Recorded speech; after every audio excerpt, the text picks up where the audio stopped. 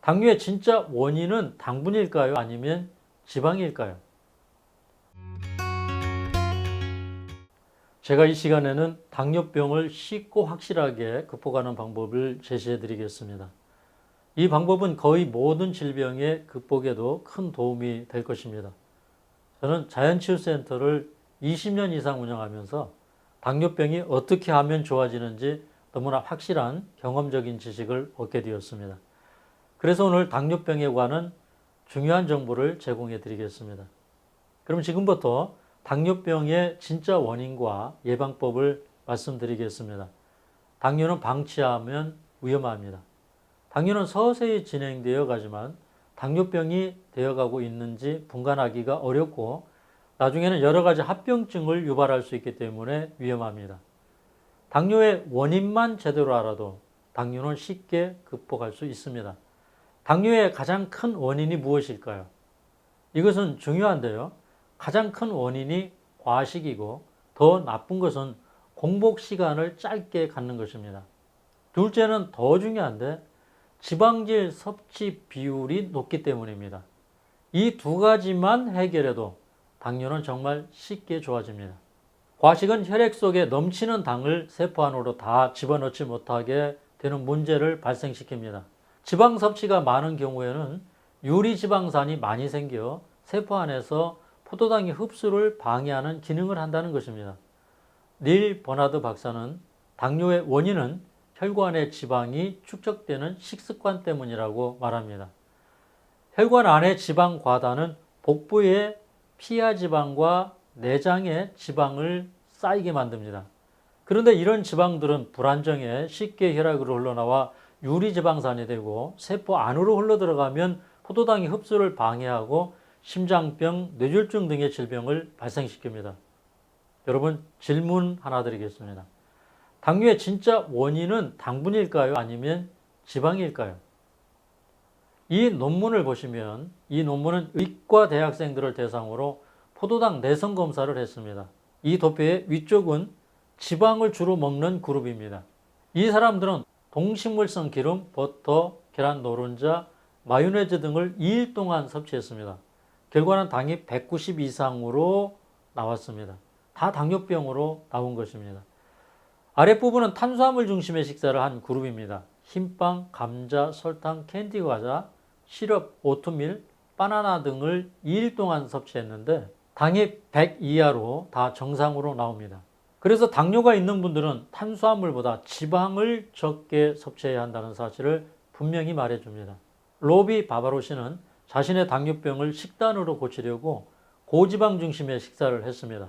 그랬더니 인슐린 민감성이 3대1로 나왔습니다. 그런데 뭔가 불안한 생각이 들어서 채소와 과일 중심의 고탄수화물 식사로 바꾸고 테스트를 했습니다. 그랬더니 인슐린 민감성이 3대1에서 21대1로 7배나 높게 나타났습니다.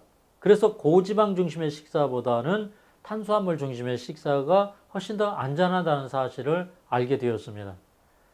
로빈 노이치 박사는 100명의 당뇨 환자를 대상으로 5년 동안 고지방 중심의 식사와 탄수화물 중심의 식사를 하면서 인슐린 사용량을 측정했습니다. 왼쪽에 고지방 중심의 식사를 한 그룹을 보면 5년 동안 인슐린 사용량이 거의 줄지가 않았습니다. 그런데 오른쪽에 저지방 고탄수화물 식사를 한 사람들은 인슐린 사용량이 24.6단위에서 10.6단위로 대폭 감소했습니다. 그렇다고 여러분 탄수화물을 너무 많이 먹지는 마시기 바랍니다. 고지방 식사가 당뇨병을 악화시키는 원리가 무엇일까요?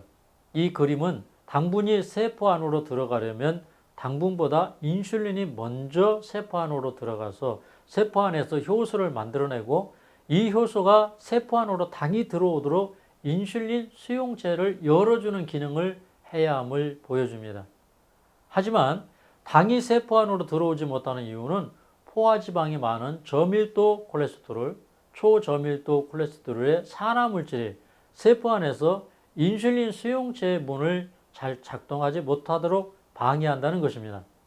포화지방이 많은 요리지방산, 즉 전자를 잃어버린 지방 조각들은 세포 내에 산화를 일으키고 인슐린 수용체를 망가뜨린다는 논리가 있습니다. 다른 실험 연구에서는 기름기가 많은 음식을 먹으면 식후 3시간 안에 인슐린 저항성이 나타나고 식후 160분 동안이나 혈당이 세포 안으로 들어가는데 어려움을 겪는 것으로 나타났습니다. 이 논문을 보십시오.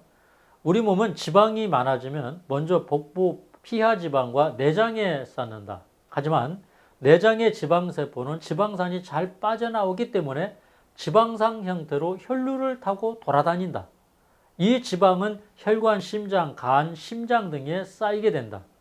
심근경색, 심부전증, 당뇨병, 망막증이 유발된다. 지방산은 지방세포에 저장이 되면 독성이 적지만 지방량이 많아져 간에 쌓이면 지방간, 췌장에 저장되면 당뇨병이 발생된다고 말을 합니다. 영국 뉴캐슬 대학교의 노이 테일러 박사는 지방이 췌장을 막아 인슐린 생산을 지시하는 유전자를 차단하고 제2형 당뇨병을 유발한다고 말합니다. 그렇다면 내 몸 안에 체지방을 줄이려면 어떻게 해야 할까요?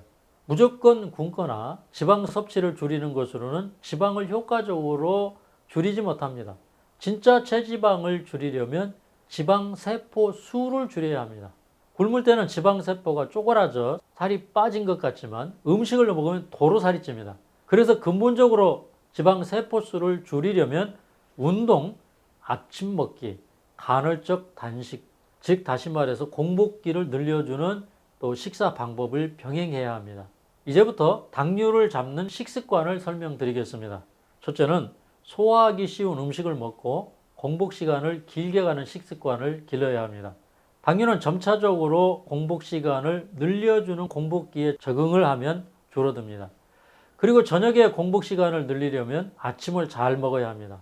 이 당뇨관리 학회지에 게재되었던 논문을 보면 아침 식사를 굶는 그룹은 아침 식사를 한 그룹에 비해 혈당이 점심에 39.8%가 더 높게 나오고 저녁에는 24.9%가 더 나옵니다. 이 정도면 아침 식사를 꼭 하는 식사를 기르면 약을 먹는 것보다 훨씬 효과적이라는 것을 깨달을 수 있습니다. 자, 이런 원리에 관해 자콥 보이치 교수는 제2형 당뇨병 환자의 경우 아침 식사를 생략하면 하루 종일 혈당이 급증하고 지난 3개월 동안의 평균 혈당 수치를 나타내는 당화 혈색소가 현저하게 증가한다는 사실이 놀랐습니다라고 말을 합니다. 왜 아침을 굶으면 혈당이 쑥 올라갈까요? 첫째, 아침을 굶으면 인슐린을 만들어내는 세포가 기억을 잃어버린다고 이 논문은 말합니다. 둘째, 아침을 굶으면 당이 부족해 간에서 당을 분해시키는 글루카곤 분비가 늘어나는데 이 글루카곤이 인슐린 분비를 억제하기 때문이라고 다른 연구에서는 말합니다. 저는 이렇게 설명합니다.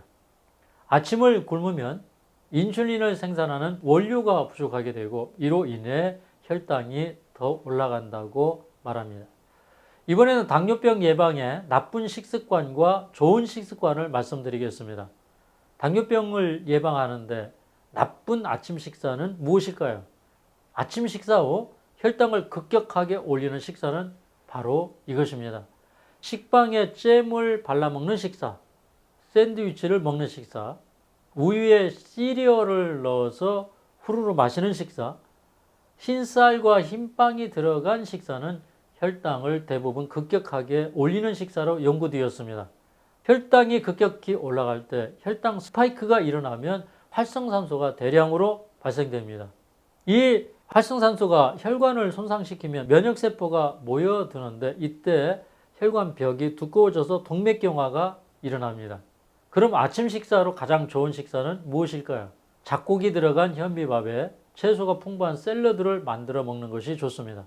이 샐러드에는 견과류나 올리브유, 아보카도 등을 첨가해서 드시면 더욱 좋습니다.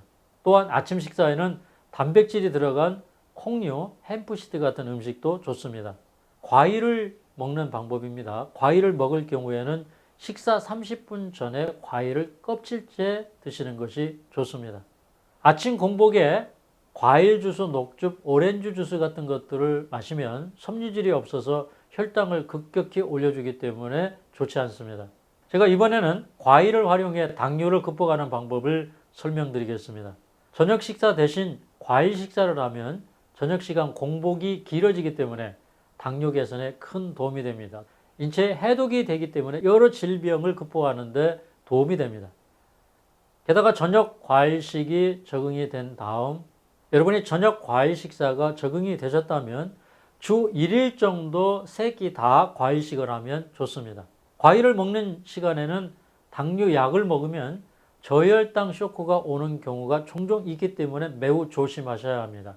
호주 에디스 코안대 연구진은 3,795명을 5년간 추적 조사를 한 결과 일일 사과 2개를 껍질째 섭취하는 사람들은 반 개 이하로 섭취하는 사람들보다 인슐린 감수성이 높다는 사실을 밝혀냈습니다.